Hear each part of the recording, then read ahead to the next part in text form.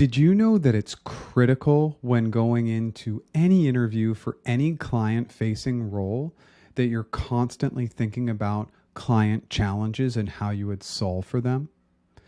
Welcome to video number 14 in our 20-part video feedback series that utilizes the practiceinterviews.com AI tool. Same flow for all these videos. We are going to cover a question. We're going to cover a specific role at a specific company. And then what we're going to do is we're going to quickly scan through the job description. I'm going to provide an overview slide that talks a little bit about my approach. We'll dive in. I'll demonstrate what I think is a really good answer. And then we'll get some even better feedback on the back end by running it through my AI tool. Like all these videos with the hypothetical questions, the answers feel really long without any interviewer engagement. But we'll dive in. The most important item here is to look at the foundational steps that I take when answering this question, because if you can recreate this foundation, you're going to have success with any type of hypothetical question at any company. Let's dive in. So our hypothetical question today: how would you handle a situation where a customer's technical environment differs significantly from standard configurations, causing integration challenges? So the role is a customer engineer at Cisco, specifically their Meraki Senior Customer Escalations Engineer role. Same purpose for all these videos, same flow. I'm just going to scroll through this job description. Obviously, if you want to slow down and pause the video to learn a little bit more about this position, especially if it's in your wheelhouse, great, but I don't think it serves our best purpose for me to talk through every single one of these data points. And this is a pretty robust job description. Overall, you can see there's quite a bit of detail here. So let's take a quick peek at the method. I always recommend using the CFAS method for all hypothetical questions. That's clarify, framework, assumption, solution.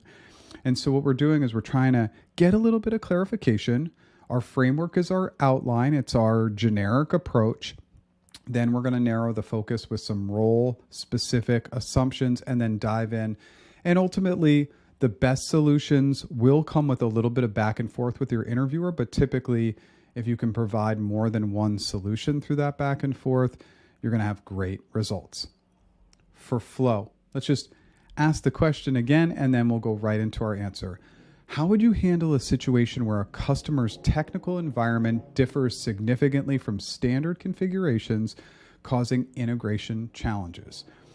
Okay, before diving into my solution, I'd like to clarify a few items first.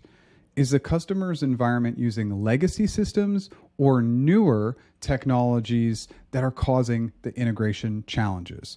Are the integration challenges primarily related to hardware compatibility, software, or network protocols? Does the customer have any custom configurations or non-standard security requirements? And then, is the customer willing to consider changes to their environment to facilitate integration, or are they seeking a solution within the constraints of their existing setup? Lastly, are there any specific time or budget constraints that the customer has for resolving these integration challenges? Okay, a few items we might want to consider before solving are the nature of the customer's technical environment, the specific challenges faced, and any constraints that may influence our approach to resolving the issue. So I'm going to focus in on items like compatibility, security, customization, of course, collaboration, and then thinking about the success metrics. So before solving, let's make a few assumptions about the specific context we're dealing with. Let's assume we'll interact with engineering leads for technical insights and product managers for feature requests and feedback. Let's also assume that the client is a large retailer focused in on athletic clothing, which has a complex network infrastructure to support its both online and physical stores. Then finally, let's assume that we will need to utilize both internal Cisco data and external third-party analytics to understand network performance issues. And the customer's environment includes a mix of Meraki MX devices and third-party security appliances that absolutely need to be integrated. So a good starting point would be discussing compatibility and security, but is there another area you'd like to focus on first? Okay, focusing in on compatibility and security, we understand these are the critical aspects of integrating diverse technical environments. Starting with compatibility, the objective is to ensure the customer's existing network infrastructure can seamlessly integrate with Meraki MX devices. This involves a detailed analysis of the customer's current setup, including any legacy systems and any newer technologies. And then, given our assumption about the large retailer with a complex setup, we would first map out their network architecture to identify potential compatibility issues, whether they're hardware related, software, or if there's any protocol discrepancies. Simultaneously, addressing security concerns is paramount for any client, especially for a retailer that handles sensitive customer data. So this would include ensuring that any integration does not compromise the security posture of the network. We would review the customer's security requirements, assess the security features of Meraki MX devices, and identify any gaps. Custom security policies might be developed to meet the customer's specific needs, leveraging layer 3 and 4 firewall capabilities, VPN, and IPS/IDS features of Cisco products. This approach ensures that the solution not only integrates well with the customer's environment, but also enhances their security framework.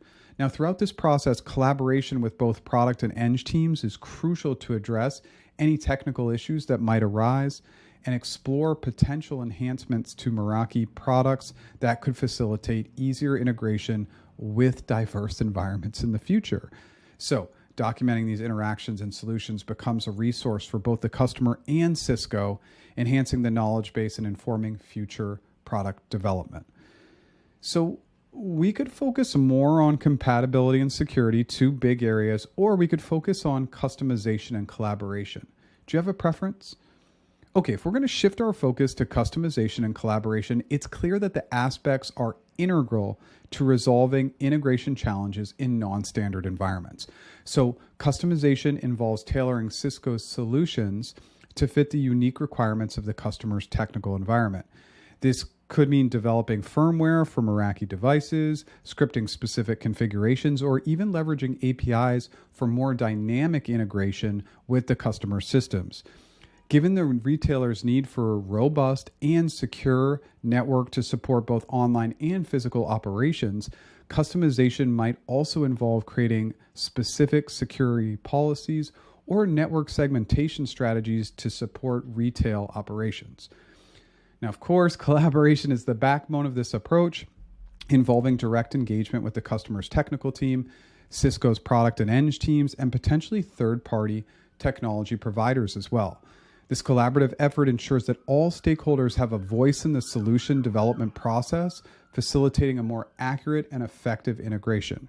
Now, regular meetings, shared documentation platforms, and joint testing become key strategies to ensure alignment and process. Now, moreover, this collaboration extends beyond just solving this immediate issue. It feeds into the continuous cycle of feedback and improvement, where insights gained from this integration process can lead to product enhancement, better support processes, and more effective solutions for future customers facing similar challenges. Now, this proactive approach not only resolves the current issue, but also contributes to Cisco's long-term goal of improving product serviceability and customer satisfaction. At this point, I think it makes sense to focus on talking about the success metrics or outcomes, unless there's anything else you'd like to discuss. Okay, focusing in on success metrics and outcomes, it's essential to define clear, measurable objectives to evaluate the effectiveness of our integration solutions. For the retailer scenario, key metrics could include the reduction in network downtime, improvements in data security compliance rates, and the speed at which integration challenges are resolved. These metrics provide tangible evidence of the value added by Cisco's solutions and the Meraki senior customer escalation engineer's role in facilitating successful integrations. Now, to accurately measure these outcomes, it would be necessary to implement a robust monitoring and reporting system, leveraging both Cisco's internal tools and any relevant third-party analytics. This system would track performance before and after integration, highlighting improvements and identifying any areas for further optimization. Regular reviews, of course, with the customer would also be critical to ensure that solutions are meeting the needs and adjust the strategy as the environment evolves. This feedback loop not only helps keep measuring success, but also strengthens the relationship with the customer, positioning Cisco as a trusted partner in their ongoing network management and development. Do you have any questions for me? So as always, with all these hypothetical questions, big breath after the answer. It feels, again, as I mentioned earlier on, a little strange to go through this, what sounds like a very long answer, but it's broken up with those transition statements, those questions, and ideally our interviewer is leading and guiding us, but we are trying to lead and guide them down a certain path. Let's take that answer feedback and see what the system had to say. So transition statement before the framework. So it liked everything up till then. You could add more context by saying something like, given the significant differences in the customer's technical environment and standard configurations, there are a few key aspects we might want to consider before addressing the integration challenges. This gives a more complete indication of what will come next in the conversation. Always helpful feedback. The more robust the transition statements, the more clear they are. They continue to bring your interviewer back into your answer. Assumptions. Suggestion for improvement. Remember to ensure every assumption is entirely relevant and necessary to the answer. For example, the assumption about utilizing internal Cisco data and external third-party analytics to understand network performance issues seems to be more a part of the solution than an assumption. Be careful with assumptions that are actually elements of your resolution. Try to focus in on assumptions more on the situation rather than the ways you would go about solving the issue. That's interesting. Okay, cool. Yeah, we want to make the assumptions assumptive and not get into solutioning yet. Hey, if there's a little bit of a mix of that, that's okay, but we always want to take that feedback seriously. Solution 1. Your proposed strategies, such as addressing network architecture and security requirements, as well as documenting solutions, are well thought out. However, they could be improved by referring more explicitly back to your role as a customer engineer. For example, you could mention demonstrations of your abilities to navigate hardware and software differences, non-standard security requirements, and collaboration with internal stakeholders, all skills aligning with the job description. Anytime the system is going to highlight that it didn't feel that connectivity to the role, it's just an important reflection. And what it's sometimes saying is, hey, you were solving, but you weren't solving with that lens of the role in mind. Very, very critical. Solution 2, your second solution touches on all the essential concepts such as customization and collaboration. You provide a detailed response looking for a customer firmware development and regular meetings with all stakeholders. However, more emphasis could be placed on your role as a customer engineer in facilitating these customizations and collaborations. Remember, the goal here is for the interviewer to visualize you in the role. So it actually goes and it states what I just said before. So clearly, it felt as though in solution 1 and solution 2, there wasn't enough connectivity to the customer engineer role. Solution 3, the third solution provides concrete methods by which you could implement a robust monitoring and reporting system and how these metrics could help improve satisfaction. Here too, you could include specifics about your role as a customer engineer and systems and refining these systems. Okay, that's interesting. Really good feedback. And then the final transition statement, your final transition statement, do you have any questions for me? Effectively opens the door for the interviewer to ask further questions or steer the conversation.